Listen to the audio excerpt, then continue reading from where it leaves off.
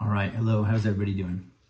So, just so you know, I already did this entire video one time, and I was just trying to get the nerves out. But anyway, my name is Mr. Chris. This is Flip City with Mr. Chris, and the video is just going to be about why am I starting a YouTube channel in my 40s. I'm 47 years old, and I know some people might think that's kind of a late time to start a YouTube channel, right?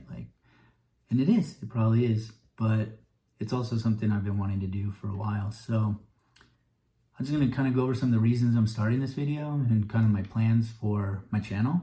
And then, hopefully we'll go from there. Keep releasing more videos, have a good time, grow, learn, improve, and just be happy that I'm doing something that I love. So a little bit about me. I work full time. I have a family, but I started reselling on eBay a little over 3 years ago. And I think the first time I decided to resell was, I was on Instagram and Gary V was talking about how you can find stuff in your garage or your house and you can probably make $100 like in a week. So I was like, challenge accepted. Let's see. Cause I'm just like everyone else. I got a lot of junk around the house, right?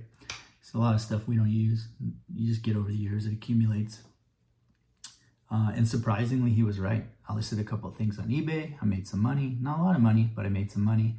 And then that just sparked the fire in me. Like, I'm going to repeat that process. I'm going to do it over and over again. Obviously, I ran out of things around the house. So then I started to look for things to sell. And I just would go to thrift stores or go to Ross or TJ Maxx, find stuff that I liked, and then resell it. But obviously, that wasn't necessarily super successful. So I wanted to learn quicker than just trial and error. I didn't want to just go through the motions. I figured, why reinvent the wheel? Somebody somewhere has already gone through this and has good advice, I'm sure. So I went on YouTube, and sure enough, plenty of resellers and eBay sellers with amazing advice about where to find inventory, how to source, what type of stuff is good to sell, what's not, how to take your photos, how to list, how frequently you should do it. Just the whole thing, all the information you could possibly need to become successful on eBay as a part-time reseller, right? I don't do it full-time. So along the way, watching these other resellers and YouTube channels, I liked it. It looked like they're having a good time, right? Doing something they're passionate about, sharing it with everybody else. And so, I was like, man, that looks like pretty fun idea. Looks like they're really enjoying it, better than just working an office job, sitting at a desk all day. And the comments and the other people watching, obviously people are interested. Over the past year, I wanted to start my own channel, but I don't want to just come along and copy and paste what someone else is doing and make my own channel exactly like another channel that I really like. I know that could lead to kind of be successful, but it's not unique, right? I wanted to do something uniquely me, or something that's a little bit different than what's out there. But I kept putting it off because I just could not come up with a unique idea. And also I just kept watching more YouTube videos. And it's intimidating making videos. I'm not really an extrovert. So the idea of like making videos and just putting it out there for the world to see, although at the beginning, no one's going to watch. So that's helpful. That takes a little bit of the stress off. But I really enjoy reselling. And I like the thrill of finding the treasures that other people just discard stuff, give it away.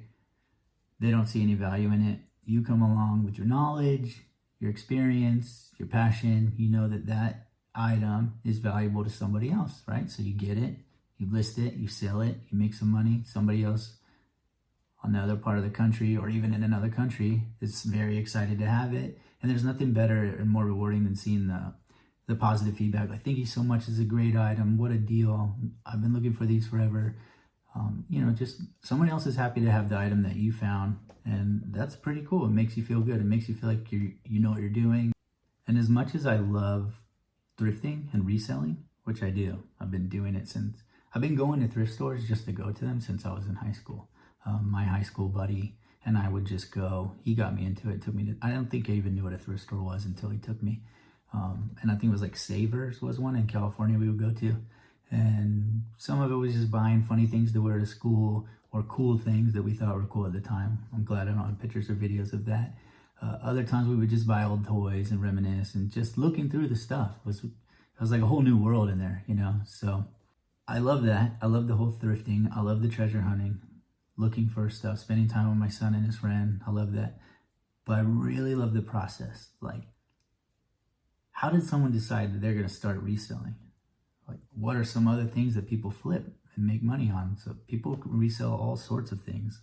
Sneakers, right? Obviously, that's probably like the number one thing everybody knows about, sneakers. I don't know that it's as popular, or I don't think it's as profitable as it once was, but people still love to do that. I love sneakers. I still buy sneakers, not to resell, but just to have.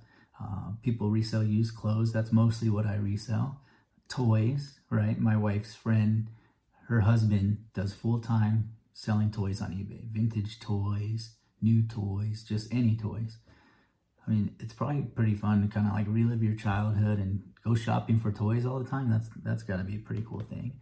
Obviously, there's tons and tons of house flippers. There's so many shows, I can't even keep track of them, but house flipping is huge. It's a very volatile flipping area, right? Like, sometimes it seems like everybody's flipping houses, and sometimes it seems like a really bad idea. I guess it just depends on the market. And plus, there's a lot of money involved in that.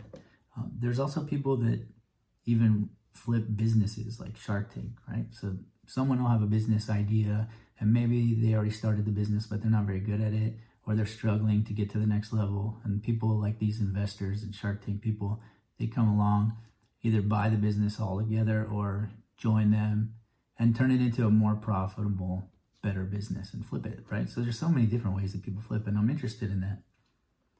I'm interested to know, what is your formula? Is it different in every area, or is it very similar? Obviously, what are some lessons that people learn doing that? How long did it take them to be successful? All of this is interesting to me. So that led me to the idea of starting a YouTube channel where I get to interview people that flip other things online, or not just online, but flip other things to make money. I want to talk to those people. It's interesting to me, and I think other people would like to learn too and watch. So my YouTube channel is going to be a mix of me thrifting, me showing my favorite finds, maybe sometimes talking about my process. My son and his friend do Depop, so I'm interested in the different types of platforms that people resell on. What's similar about those, what's not. Interested just to learn about people's experiences, you know. All of those things that I said before. How did they get into it? What are the lessons that they learned? Do they do it just because they're passionate about it? Do they do it to make money? How long have they been doing it? Is it something that they could share their information with other people and get them started? Is it something they would maybe tell people, you don't want to get into this, it's a lot harder than you think? While doing the interviews, not only do I get to talk to people that I think are interesting and learn about their experiences, their background, I get to learn from them, and then other people watching the videos will get to learn from me. So it's kind of like learning and sharing information, educating other people while I'm learning. So to me, that seems really exciting, and I'm looking forward to it. I don't have really any idea where this will go. Like right now, this is my second video, so everything's new. Am I ready? Probably not, but I watch a lot of YouTube videos on how to get better at YouTube. So just like the eBay stuff, I'm hoping to learn from them and improve, have fun, be more comfortable. I'm not super comfortable on camera, so hopefully that will come along with just experience and building up my confidence, right? And that's it. So I hope that if you are watching, you enjoy it. If this sounds like a good idea to you, just let me know. And hopefully you tune in, check out some of the interviews, check out some of our videos, and enjoy the ride with us, because it will be a ride. Hopefully it will be a good, fun ride. Thanks.